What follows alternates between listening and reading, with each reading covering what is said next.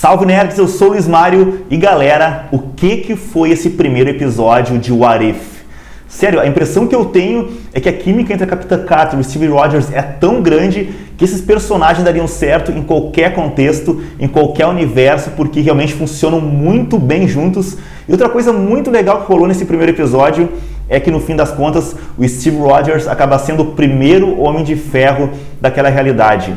Mas mais legal do que isso ainda é a possibilidade de vermos a Capitã Carter como uma personagem em live action no MCU.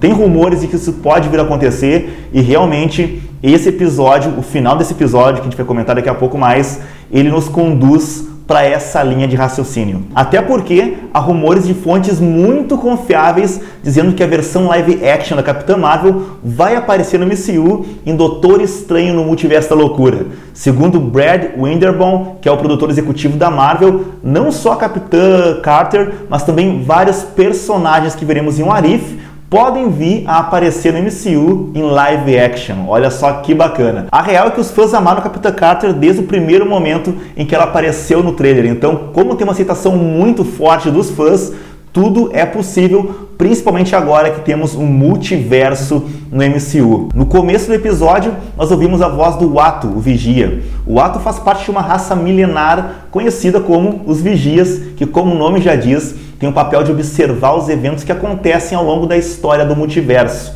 Nas HQs, eles são conhecidos por serem a espécie mais antiga conhecida no universo da Marvel. Na real, os Vigias são tão velhos, tão antigos, que o nome original da raça é os Esquecidos. Mas eles passaram a se chamar de os Vigias com base na tarefa que eles assumiram no multiverso da Marvel. Os Vigias são entidades cósmicas extremamente poderosas e, como o Ato diz no final do primeiro episódio, ele vê tudo, mas não deve, não pode e não irá interferir no que acontece no multiverso. Eles têm essa atitude porque no passado eles já interferiram e tentaram ajudar outras civilizações, até que um dia essa interferência acabou levando à destruição de uma civilização inteira. Depois dessa experiência traumática, os Vigias decidiram que jamais voltariam a intervir na vida de outros povos. É por isso que agora o Vigia simplesmente observa os movimentos do multiverso de longe, sem colocar o seu dedo no que está rolando nesses eventos e com esses personagens. Mas quem lê as HQs já sabe que, na verdade, o Ato não consegue se conter e ele acaba interferindo uma vez que outra, já que ele é muito próximo do Quarteto Fantástico e costuma ajudar eles com uma certa frequência. Isso, inclusive, fez com que os outros Vigias levassem o Ato a julgamento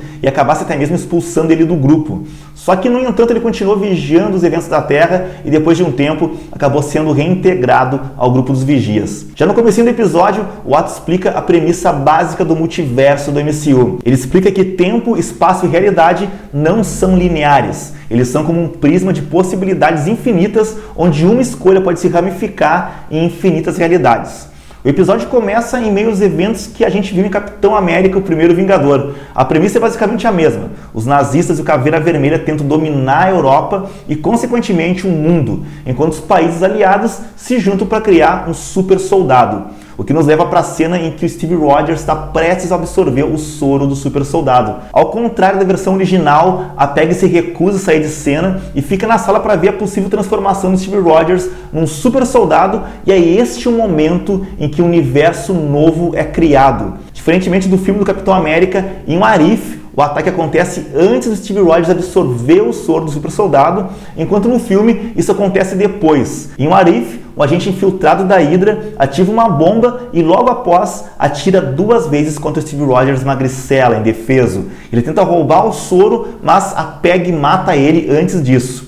Só que o programa já havia sido ativado e não podia mais ser parado. Ou seja, eles só tinham aquela oportunidade para criar um super soldado que fosse capaz de acabar com a guerra que estava rolando na Europa e, consequentemente, no mundo todo. O Coronel Flynn pede para o Howard Stark entrar na máquina, mas ele obviamente nega a proposta. A Peggy então toma a iniciativa, entra na máquina e se transforma numa super soldado, deixando o Coronel Flynn pé da vida. Na próxima cena, a gente vê a Peggy Carter detonando um saco de pancada, que nem a gente vê o Steve Rogers fazendo no filme do Capitão América, o Primeiro Vingador. Só que nessa realidade, o Steve, que não havia se tornado super soldado, apenas assiste a Peggy demonstrar toda a sua força e também a sua indignação, já que o Coronel Flynn considera que o soro do super soldado foi desperdiçado porque ele foi usado numa mulher. O cara é tipo um baita de um machistão mesmo. Para aliviar a tensão, o Steve diz que as coisas poderiam ser piores. O Flynn podia, por exemplo, ter obrigado ela a sair em turnê pelos Estados Unidos usando uma fantasia maluca e ter que sorrir 10 vezes por dia, que é exatamente o que ele teve que fazer em outro universo, na linha do tempo principal do MCU. Depois temos uma outra referência à linha do tempo sagrada do MCU, quando o Steve disse para Peggy que ele nunca foi um bom dançarino e a Peggy disse que talvez ele não tenha encontrado a parceira certa. No filme O Primeiro Vingador, enquanto a Peggy conversa com o Steve, ela diz que depois que a guerra terminar, ela iria dançar e quando o Buck pergunta o que ela está esperando para fazer isso, ela diz que está esperando pelo parceiro certo. Aqui é uma referência direta ao filme Capitão América, O Primeiro Vingador. Nesse episódio, o Caveira Vermelha pega o Tesseract da mesma maneira que acontece em Capitão América, O Primeiro Vingador. A Peggy descobre que o Caveira Vermelha tem a posse do Tesseract e decide ir até Berlim, mas o Coronel Flynn faz pouco caso e não quer enviar ninguém para essa missão. No entanto, o Howard Stark sabe bem do que o Tesseract é capaz de fazer e decide iniciar a missão sem que o Flynn saiba, mas não antes de dar para Peggy Carter o seu poderoso escudo de Vibranium, e a partir daqui a gente pode ver as verdadeiras habilidades da Capitã Carter e dá pra ver que ela é muito, mas muito poderosa. As sequências de luta que a gente vê aqui são simplesmente demais, cara. A Capitã Carter chuta o traseiro de todo mundo, recupera o Tesseract e leva o Dr. Zola de refém. Essa parte é bem diferente do que a gente viu no filme do Capitão América. É aqui que os eventos de What If se afastam ainda mais da realidade que nós conhecemos no MCU. Nessa realidade que a Capitã Carter toma o soro do super soldado, ela consegue recuperar o Tesseract, o que permite que o Steve Rogers possa pilotar uma armadura de Homem de Ferro que é abastecida com a energia do Tesseract. Mas não antes da gente Carter ser promovida a capitã, se tornando oficialmente Capitã Carter. A partir daqui, eles se preparam para salvar o Buck, mas não antes da Peggy dizer para o Steve que ele ainda deve uma dança para ela, fazendo mais uma referência ao filme Capitão América, O Primeiro Vingador. A Capitã Carter consegue correr com facilidade ao lado de uma motocicleta, nocauteia o soldado, pega a moto e ainda faz umas acrobacias que ficaram muito legais na animação e ficariam mais legais ainda em live action. Ela consegue chegar com uma certa facilidade até ao Buck, que nessa realidade está na prisão, ao invés de ser torturado pelo Dr. Zola, como aconteceu no filme. A Capitã Carter liberta o Buck e todos os prisioneiros usando a sua super força para arrancar a porta da mesma forma que o Capitão América faz no filme. Quando eles saem da prisão, a Hydra contra-ataca e a Peggy pede por apoio aéreo e é informada para sua surpresa que o Steve Rogers está a caminho.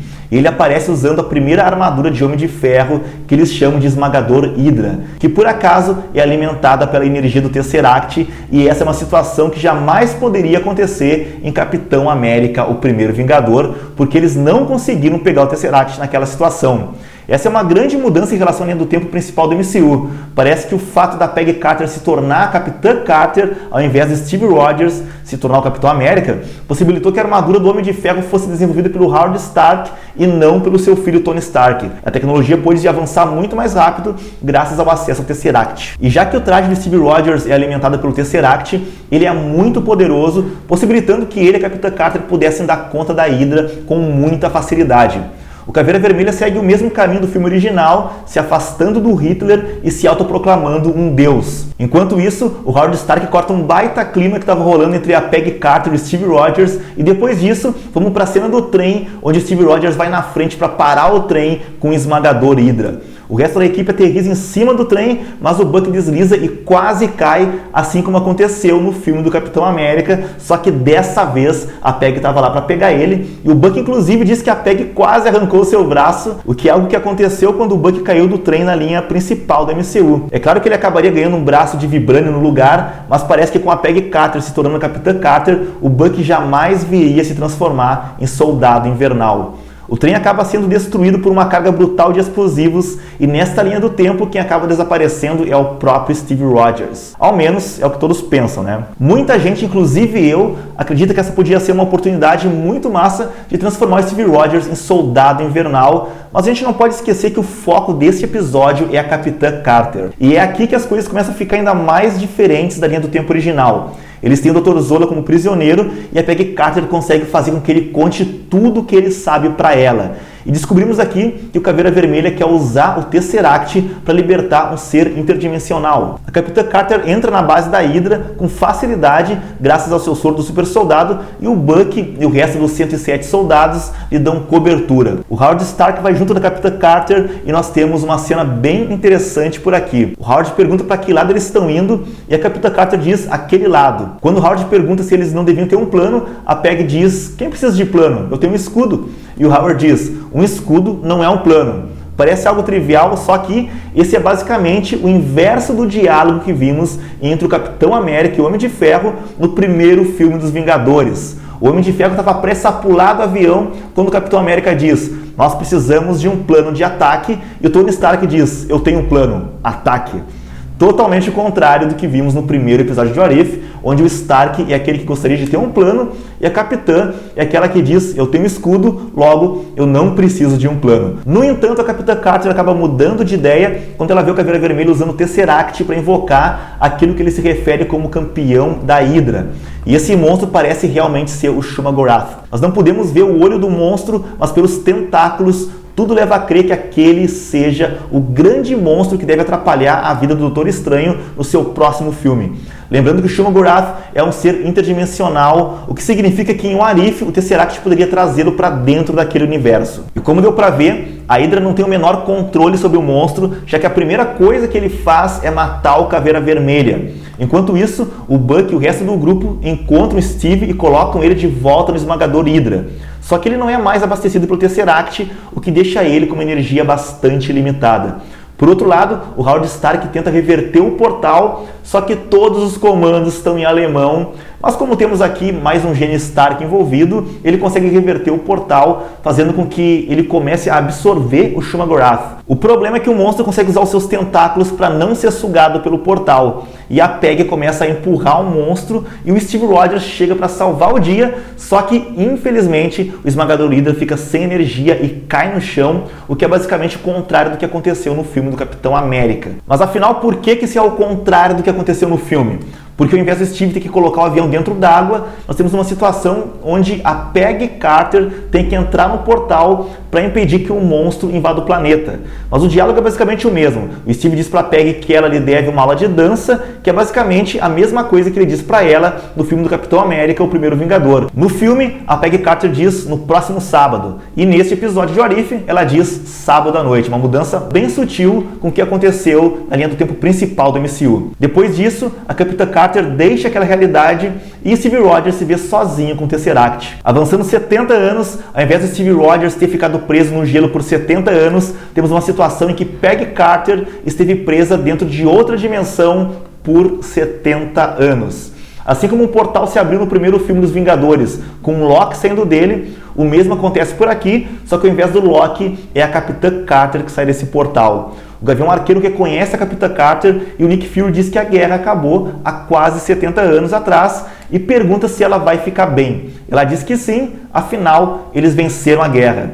E assim nós vemos como uma simples mudança pode alterar todo o universo. E nós vamos ver todas essas diferentes histórias alternativas nas 2 temporadas de What If, que foram confirmadas pelo chefão da Marvel, Kevin Feige. Me conta aqui embaixo, eu quero saber muito a opinião de vocês sobre esse primeiro episódio. Eu achei muito legal e eu acho que a Marvel realmente está dominando a arte de criar narrativas para filmes de super-heróis. Se tu curtiu esse vídeo, deixa o teu like para que esse vídeo chegue para mais pessoas e também se inscreve no canal e ativa o sininho para ser o primeiro a saber sempre que rolar um vídeo novo por aqui. E também dá uma olhadinha nesse vídeo aqui no canto da tela, porque eu tenho certeza que tu vai curtir. Esse aqui é o Danos Moraes, eu te vejo, é claro, na próxima timeline.